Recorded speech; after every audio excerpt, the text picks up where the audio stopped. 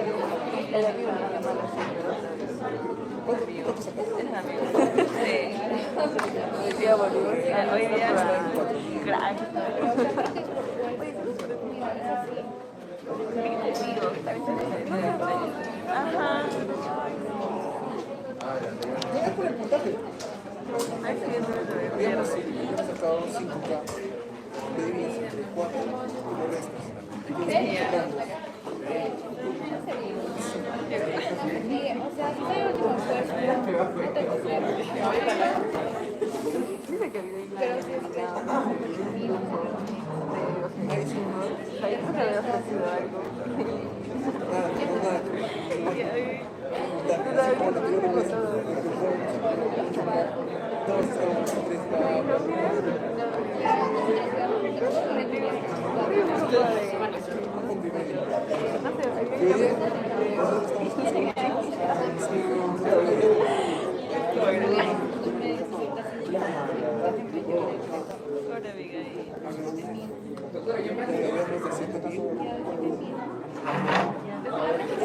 Oye, pero mira, no era 47 XY. Ah, no, pero es que era doble, 13, era 13.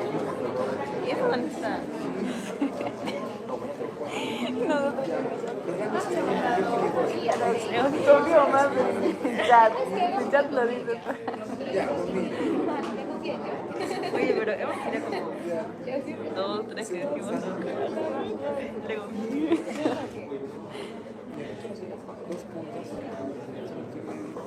¿Qué rayos? Creo que es hace 2 semanas, 4.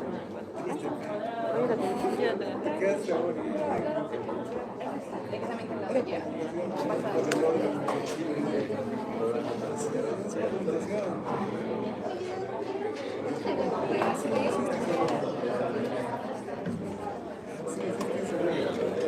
lo que es una probabilidad. O sea, en lo que te decía, no me vincular. Ajá, yo también estaba estudiando las cosas que le dije en una de esas. Ah, yo pensé que era eso. ¿Qué pasa eso? Y hasta que vi el video, o sea, como que quise ver el video y vi así de que dice. Y le pasé al chat. Sí. Estaba leyendo ahí. O sea que va a estar disponible. Pero va a ser tipo ¿saben qué va a hacer?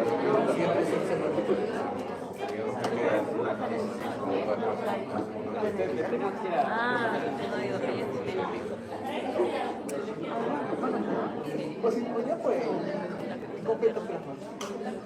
No, ahora le echan la sería más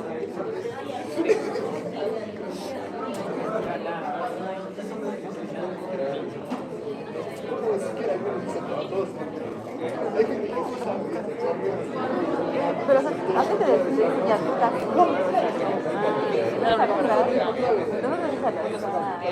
Oye, yo dije que no había dormido, pero ayer. Ajá, pero no, tampoco me estaba. Toda la tarde estaba haciendo y llegué a la clase. No, había hecho las últimas, las 50 para abajo, no había hecho nada. Sale ya a las 51 y ya 52 hasta que ya no ya vi. Pues justo había leído, justo estaba leyendo. Y salí. O sea, como había leído lo que había leído, leía un poco, como que sí, acá, allá. Y yo todo pausa. Ya. Yo sin saber nada. Yo también cansada. Que me dormía. Estaba leyendo y yo estaba así. O sea, tenés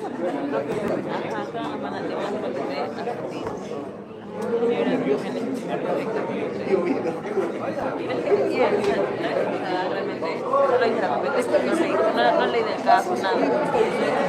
Creo que menos anterior. Te ponen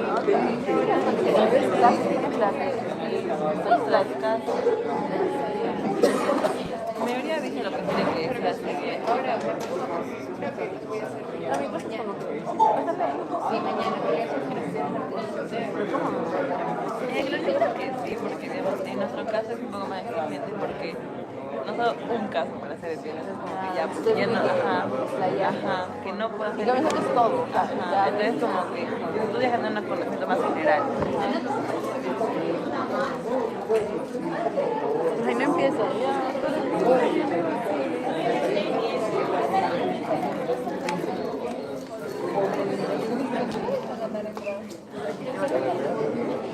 sí.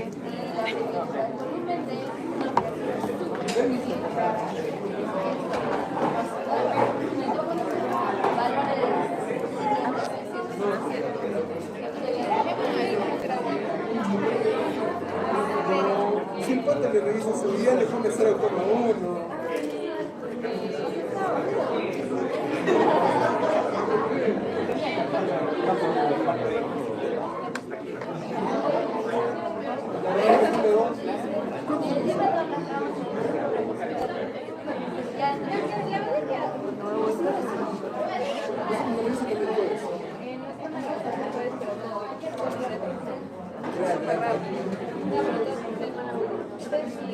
Ah, dos veces. Ah, ustedes solo revisan una vez fácil. Digamos, concentración, por favor. ¿Eso ya hice? ¿Eso ya hice? No, no, no, doctora. Entonces, vamos a ver hoy lo que son los mecanismos de enfermedades monogénicas. Vamos a tener un patrón de herencia similar, pero no igual al general. No voy a explicar ahorita por qué. Estos caracteres no implica de que estos caracteres se trasladen de familia familiar a salud, sino que la apariencia de sus alelos, sean mutados o sean salvajes, también conocidos como wild type o sanos, harán que bajo ciertas circunstancias o enfermedades se presente como si fuese, por ejemplo, un carácter recesivo o un carácter dominante. ¿A qué me refiero? Cuando tenemos una enfermedad autosómica recesiva, por ejemplo, necesitamos que ambas copias o ambas cromátides se encuentren mutadas e inactivas para que se desarrolle la enfermedad. Caso contrario, se produce un fenómeno de compensación, es decir, la única copia sana que queda se encarga de trabajar con las dos copias que existían. Por lo tanto, se forma un portador asintomático o lo que conocerían como un heterocigoto. A diferencia de esto, la autosómica dominante puede tener una cromátide afectada o las dos cromátides afectadas e igual se va a desarrollar la enfermedad. Por lo tanto, los heterocigotos también son afectados, se comportan como un carácter dominante. Sin que necesariamente sea dominante, pues se denomina así para que pueda ser más fácil de entender.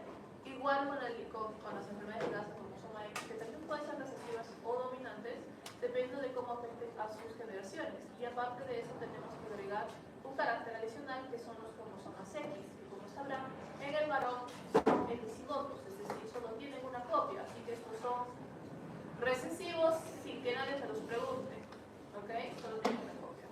Mientras que en el caso de la mujer, la tendencia va a ser siempre a tener fenotipos más leves, dado que es una enfermedad, o mejor dicho, dado que en este caso la inactivación del cromosoma X hace que haya mosaicismo dentro de las células y por lo tanto no todas le desarrollen o contribuyan al desarrollo de la enfermedad. Independientemente de ello, las enfermedades monogénicas son ampliamente repartidas, tenemos más de 200 registradas, pero de poca y de pobre incidencia. Es decir, suelen afectar a uno de cada 4.000, 6.000 personas, que corresponde a 7% de los niños recién nacidos a nivel mundial, y solamente 1% en adultos, en donde este 1% va a estar repartido entre aquellos adultos que han sobrevivido a la enfermedad cuando eran chiquillos, que es una poca cantidad dependiendo de la severidad de la misma, y aquellos adultos que han desarrollado la enfermedad no por herencia familiar, sino por una mutación de novo. Recordar que el de novo es la carta comodín de todas estas enfermedades. La enfermedad se basa en una mutación genética que puede ser heredada de forma familiar, pero si la persona desarrolla esa mutación igual por factores ambientales, sigue siendo la misma enfermedad, solo que no existe un background familiar. Es una enfermedad de novo. Lógicamente, una mutación de este calibre no es común y popular en la naturaleza, por lo que la incidencia es muy baja, pero no imposible. Estos sí conocen que son los árboles de parentesco, así que vamos a retomar un poquito lo que hicimos en práctica. ¿Cuántas mujeres afectadas hay en esta imagen? ¿Cuántos hombres afectados hay? 4. ¿Cuál es el tipo de herencia? Autosómico.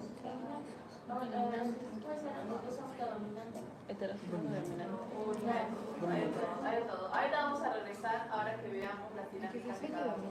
¿Okay? Primero empezaremos, antes de eso, veremos las limitaciones de los árboles de parentesco, ya que hasta ahora en práctica los han visto tal y como son y como se usan.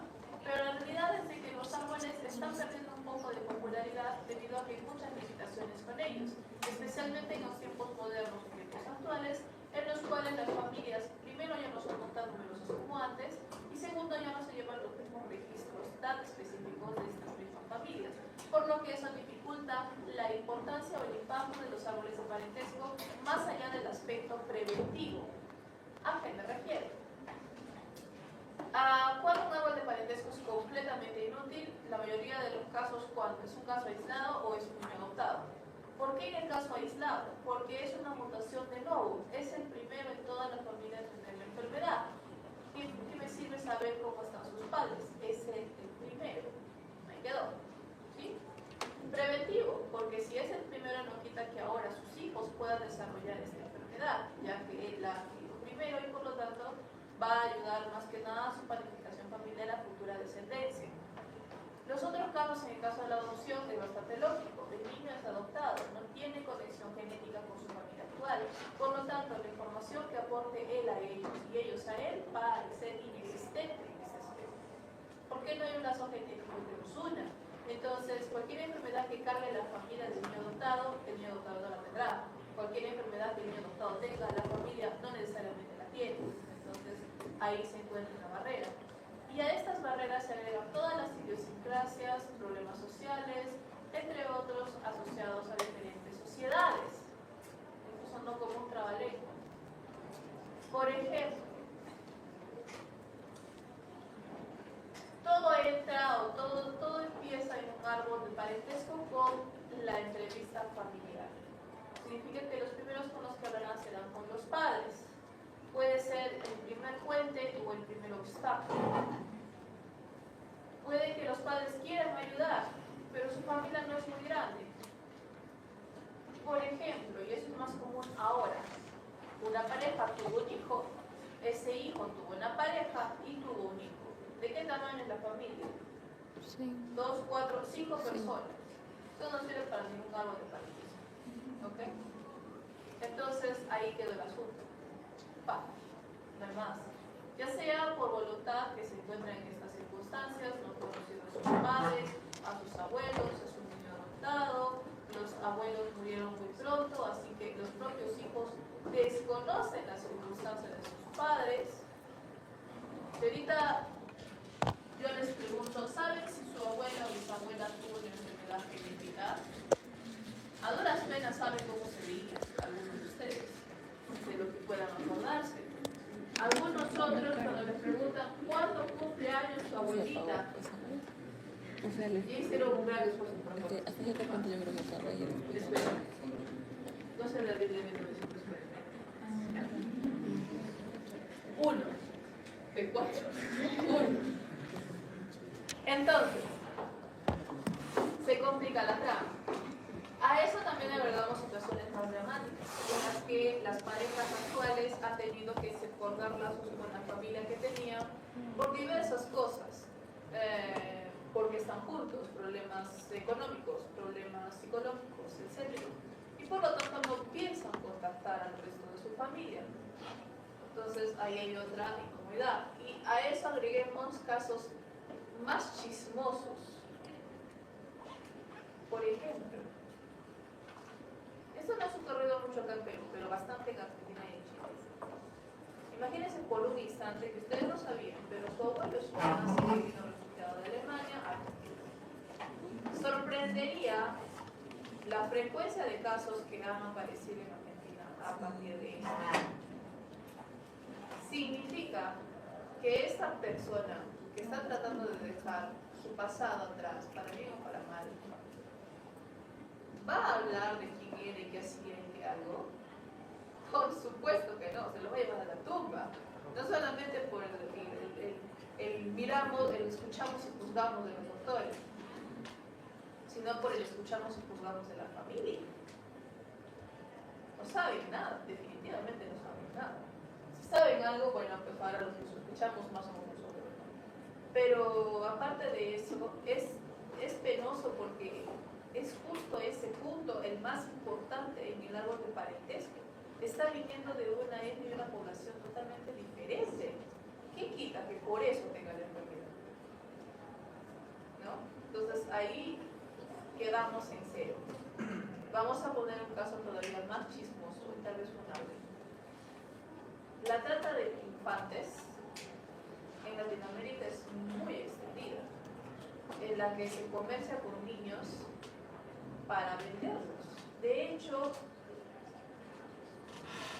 un caso en México, creo que era la ogresa de no sé dónde, pero sí le decían la ogresa porque se dedicaba, porque era una matrona, una enfermera, creo, se dedicaba a bajar motores, ¿no? Es lo que es bajar motores, es decir, abortos clandestinos de mujeres en su zona. Si no eran abortos clandestinos, se encargaba de partos clandestinos, que también era bastante común. Y después del parto le proponía a la señora o señorita que ella, o sea, la comadrona, se quedara con el bebé y ella se encargara de buscarlo con la familia. Y la chica, que bajo las circunstancias no quiere saber nada más del chivo, le decía ya. Y no se preocupaba más. ¿Y qué si esta señora los vendía a otras familias por buena cantidad de dinero? Y cuando no los vendía al tiempo, es decir, cuando alcanzaban cierta mayoría de edad, los mataba para no quedarse con la carga de criar. Los niños que han sobrevivido a esa situación están en el limbo, porque los padres jamás van a hablar de lo que se paga al niño, el niño jamás va a resolver el problema, eso ha quedado completamente en el limbo. Es más, es posible que cuando empiecen ustedes a decir que es un problema genético, los padres desaparezcan por miedo a las represalias legales. Entonces, ese es el caso, el peor caso que se puede imaginar, vamos a decir, el peor. Y es un caso real. Entonces, la situación se complica. Por lo tanto, los árboles de parentesco ayudan mucho más cuando es preventivo, cuando dicen, mire señor, usted tiene esta enfermedad, tiene hermanos, tiene hijos, tal vez sea bueno hablar con ellos, tal vez también tenga la enfermedad, tal vez sus hijos tengan la enfermedad, tal vez deba ser el mismo. ¿Sí? O sea, ya es preventivo. ¿Y qué hacemos con los pacientes? Bueno, es más fácil hacer una detección molecular, de la cual hay muchos ahora, la más sencilla es PCR, la más elaborada es secuenciamiento total completo de genoma, o lo que se conoce como Whole Genome Sequencing, el WAS, que ya se detectan todas las mutaciones, se encuentra, se halla, se dice, señor, si tiene, no tiene, y ya no nos preguntamos si fue, ahí recién le preguntamos, ¿fue de familia o es de nuevo? ¿No? Pero antes, encontrarlo primero. Y lógicamente, dependiendo de qué país nos encontremos, si es un país primero tercermundista, utilizaremos una u otra opción. Entonces, ¿de qué se trata la herencia autosómica recesiva? Esta ya la conocen, es cuando tenemos a un homocigoto para una mutación, es decir, ambas cromátides están afectadas y por lo tanto, al no quedar versiones o alelos sanos de esta proteína, se pierde la función de la misma. Normalmente las enfermedades recesivas están asociadas a pérdida de función proteica, es decir, a que la proteína no esté. Otro tipo de segregaciones genéticas pueden incluir, por ejemplo, los hemicigotos, que son los varones que, como saben, al tener solo una copia del cromosoma X, si esa copia única está fallada, actúan como un recesivo, porque no le queda más. Y el otro caso son los heterocigotos compuestos, que es cuando tenemos una persona que es heterocigota, es decir, que tiene dos alelos diferentes, pero ambos alelos están mutados igual, con mutaciones diferentes, ambas mutaciones inactivantes, por lo tanto desarrollan la enfermedad como un recesivo, porque siguen cumpliendo la ley o la norma de que no tiene la copia sana para poder cumplir la función proteica, o sea, llegamos al mismo punto, ¿sí? Normalmente en estos casos tendremos un fenómeno de compensación, es decir, aquellos heterocigotos que tengan al menos una cromátide sana podrán generar la proteína funcional, por lo tanto se cumplirá la función que esta proteína tiene y no se observará la enfermedad como tal, proceso conocido como compensación. Normalmente estas personas serán portadores asintomáticos, que llevan la mutación pero que no desarrollan la enfermedad.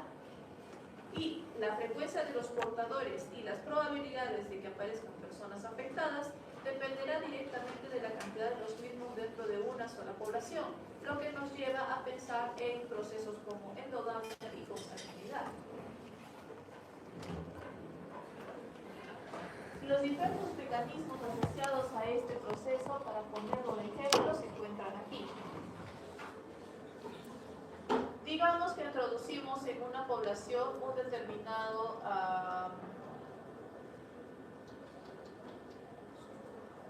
una determinada característica.